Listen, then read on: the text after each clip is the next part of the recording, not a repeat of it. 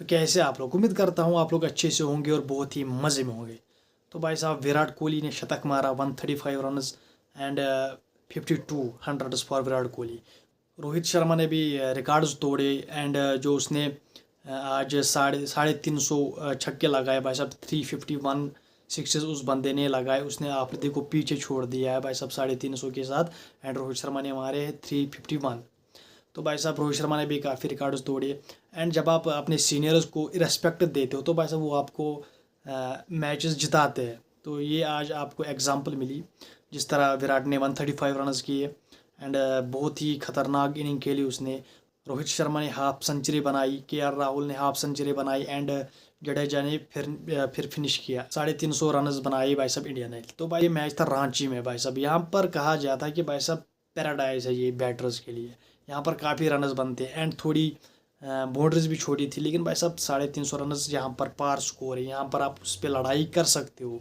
तो south Africa को क्या एडवांटेज था, उन्होंने टॉस जीत के पहले बॉलिंग करने का फैसला किया, लेकिन इंडिया ने बहुत अच्छी बैटिंग करी और रनर्स ऑन द बोर्ड, समझ रहे हो आप, रनर्स ऑन द बोर्ड। फिर साथ में इंडिया ने क्या किया बॉलिंग के साथ, जो नई बॉल के साथ उन्होंने पावर प्ले में बॉलिंग करी। हर्षित राणा वॉज ब्रिलियंट, जो उसने बॉलिंग करी आज आज उसने दिल खुश कर दिया भाई साहब। आज उसने जो परफॉर्मेंस दी है दैट वाज ब्रिलियंट। आज गौतम गंभीर साहब बहुत खुश हुए होंगे। तो वो तो मुझे लगता है कि नाराज़ ही होंगे, जिस तरह रोहित ने एंड विराट कोहली ने खेला। तो आज तो वो नाराज़ हुए होंगे, लेकिन उसको फिर खुश किया भाई साहब हर्षित राणा ने, जो उसने वो विकेट ली पावर प्ले में एंड जो उसने रियान रिकल्टन को बोल्ड किया दैट वाज ब्रिलियंट। प्रसिद्ध कृष्णा ने जो बॉलिंग करी, हर्षित राणा ने जो बॉलिंग करी, बहुत ही आउटस्टैंडिंग बॉलिंग करी इन दोनों ने। एंड अर्शदीप ने आल्सो जो उसने मैच बनाया भाई साहब 49th ओवर में, दैट वाज ब्रिलियंट। उसमें उसने आई थिंक 6-7 रन दिए एंड फिर रह गए लास्ट ओवर में 6 बॉल पे 18 सब। फिर बोश को तो पहली बॉल मिस हो गई भाई साहब। फिर उसने सोचा कि भाई साहब अब तो नहीं होगा, फिर उसने हिट लगाने की कोशिश करी, लेकिन बैट उसके हाथ से घूमा एंड वो कैच रोहित शर्मा ने पकड़ा एंड इंडिया ने मैच जीत लिया। तो भाई साहब आज मैच था रांची में। तो यहाँ पर कहा जाता है कि भाई साहब ये बहुत ही, यहाँ पर आप 400 रन भी लगा सकते हो, इतनी मतलब ट्रू विकेट है ये बैटिंग के लिए। यहाँ पर बैटर्स को काफ़ी मदद मिलती है एंड जिस तरह साउथ अफ्रीका ने जिस तरह इंडिया ने बैटिंग करी, बहुत अच्छा स्कोर लगाया उन्होंने। एंड फिर जो उन्होंने बॉलिंग करी साउथ अफ्रीका को पहले ही उन्होंने फंसा लिया एंड देन साउथ अफ्रीका ने भी बहुत अच्छी बैटिंग करी फिर लेट, जिस तरह ब्रिड्जी की एंड मार्को यानसन ने बैटिंग करी। उसी मतलब वहाँ से मैच शिफ्ट होने लगा साउथ अफ्रीका की तरफ।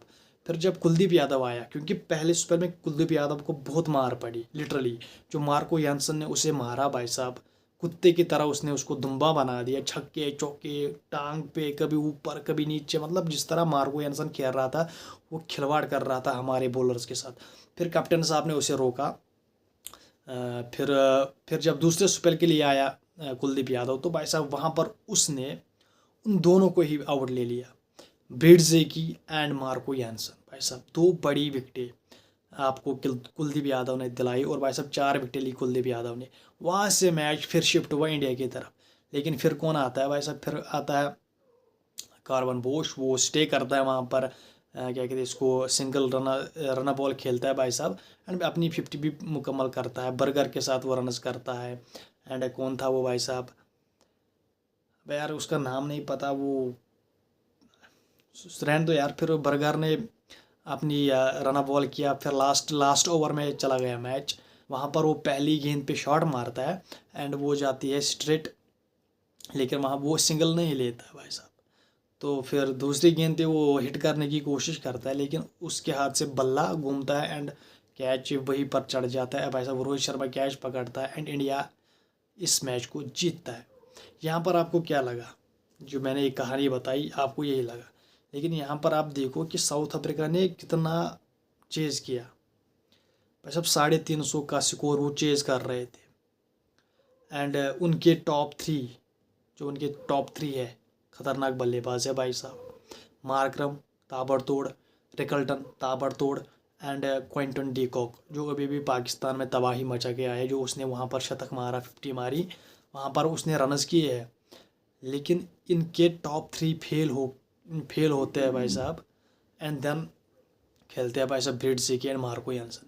और भाई साहब मार्को यानसन भाई साहब उसने ना हमें पर्सनली भाई साहब पर्सनली लिया है, क्योंकि इंडिया जहाँ पर भी दिखेगा मैं तो मारूंगा, टेस्ट हो, वनडे हो, T20 हो, मतलब उसने पर्सनली हमें लिया है भाई साहब। वो हर फॉर्मेट में हमसे मतलब जैसे उसे ना ज़ाती दुश्मनी है हमसे भाई साहब, ऐसे वो खेलता है हमारे साथ। एंड जिस तरह उसने आज खेला कुलदीप को, उसने जिस तरह छक्के मारे, टांग पे रख के छक्के मारे भाई साहब उसने, उससे लगा भाई साहब ये बंदा तो पागल हो गया है लिटरली, क्या खेला उसने आज।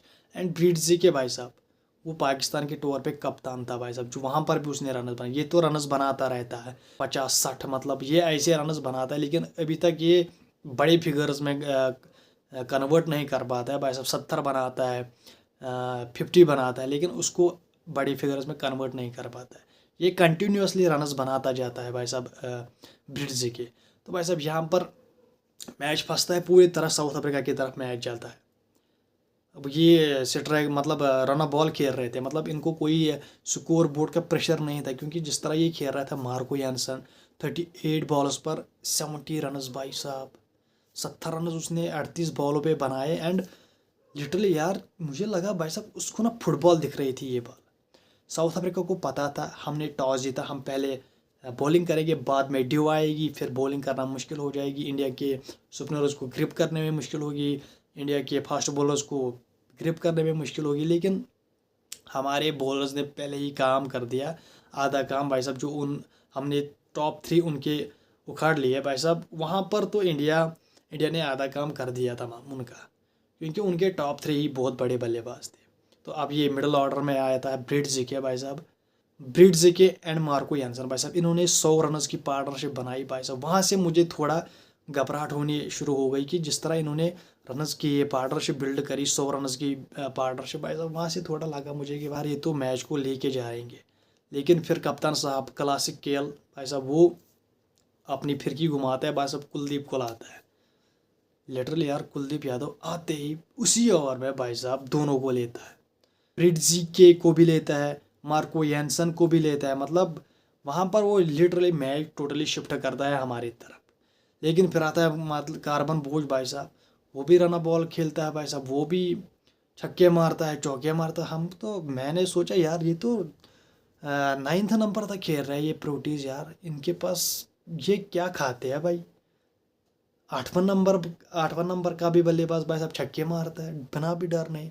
लेकिन उनको पता था कंडीशंस हमारे फेवर में है, बॉल जो बॉल है वो काफ़ी स्लो आएगी क्योंकि ड्यू है, समझ रहा आप। तो उनको भी पता था, वो भी काफ़ी चालाक थे। लेकिन हमने काम उनका आधा तमाम कर लिया था भाई साहब पहले पावर प्ले में। वहाँ पर हमने जो उनको ब्रेक थ्रूज दिए भाई साहब, वो उनसे तो वो संभल नहीं पाए। फिर उन्होंने थोड़ी फाइट की, लेकिन क्रेडिट गोज टू कार्बन बोश, उस बंदे ने काफ़ी फाइट करी, अलोन वॉरियर था। एंड जो उसने लास्ट ओवर तक मैच को लिया, एंड दिस वाज पैसे वसूल वाला मैच। एंड जो उसने 6 बॉलों पे 18 रन करने थे, लेकिन उससे नहीं हो पाए। एंड देन साउथ अफ्रीका पहले ही मैच हारा, समझ रहा, पहले ही साउथ अफ्रीका मैच हारा, क्योंकि इनके टॉप 3 ने रनर्स नहीं बनाए। हमारी ओपनिंग बहुत अच्छी हुई, हमने बहुत अच्छे रनर्स किए। तो भाई साहब ये तीन ओडीआईज़ की सीरीज़ है भाई साहब, पहला हमने जीता है भाई साहब, अब दूसरा 3 दिसंबर को वो भी हम ही जीतेंगे। क्योंकि ये एक मोमेंटम की बात होती है भाई साहब, हमने मोमेंटम पकड़ा है।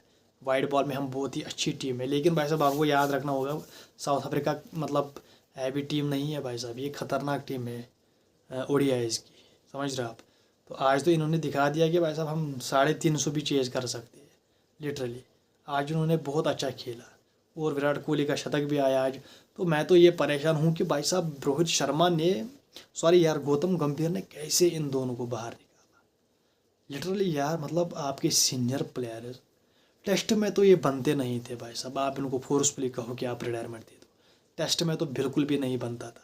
चलो आप T20s में बताते इनको, ओडीआईज़ में बताते, लेकिन टेस्ट में तो बिल्कुल भी नहीं, क्योंकि टेस्ट इनका बेस्ट फॉर्मेट था। टेस्ट इनका एक वहाँ पर वो खेलते हैं, वहाँ पर वो खेल सकते थे। आपने इनको असली फॉर्मेट से बाहर निकाला। अब वहाँ पर आप आईपीएल के बच्चे लगा रहे हो, लेकिन उनसे परफॉर्मेंस नहीं आ रही है।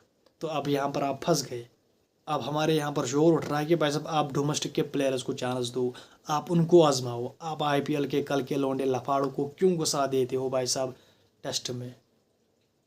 जिनके पास डोमेस्टिक खेलने का कोई भी एक्सपीरियंस नहीं है वो क्या खेलेंगे टेस्ट, वो भी साउथ अफ्रीका की टीम के सामने।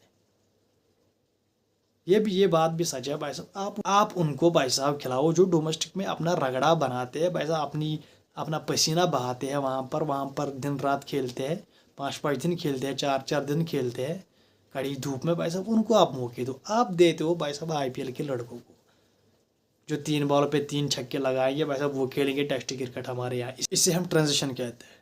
तो भाई साहब ऐसी ट्रांजिशन आप जेब में रखो अपने, एंड भाई साहब हमें ऐसी ट्रांजिशन नहीं चाहिए।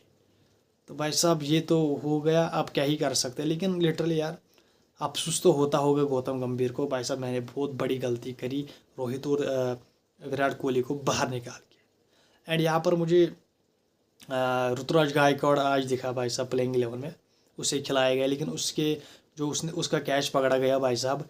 किसने पकड़ा, वो ब्रेविस, हाँ ब्रेविस ने जो कैच पकड़ा भाई साहब, दैट वाज ब्रिलियंट कैच।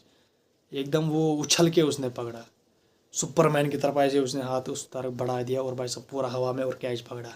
तो भाई साहब ऋतुराज गायकवाड़ ओपनर है भाई साहब, अब आप उसे गलत नंबर पे खिला रहे हो, नंबर 5 पे।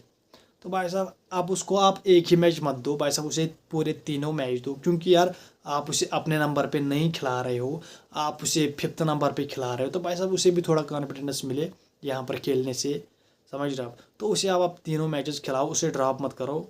और विराट कोहली का बल्ला भाई साहब माशाअल्लाह, वो बल्ला भी चमक रहा है, दमक रहा है। और भाई साहब जिस टीम में विराट कोहली हो भाई साहब, उस टीम के लड़के कैसे लेजी रहेंगे। जो जान विराट कोहली मारता है ना फील्ड में भाई साहब, वो हमने आज देखा। क्या फिटनेस है बंदे की, वो तो फिटनेस का एम्बेसडर बन चुका है भाई साहब विराट कोहली। इंडिया में क्या पूरे वर्ल्ड में चीते की तरह दौड़ता है भाई साहब, लिटरली क्या फिटनेस है बंदे की। तो he is the one of the best, he is brand ambassador of fitness. तो भाई साहब उम्मीद करता हूँ आपको वीडियो पसंद आई होगी। वीडियो पसंद आने के साथ चैनल को सब्सक्राइब, वीडियो को लाइक एंड बेल आइकन पर जरूर प्रेस कीजिए। Bye bye.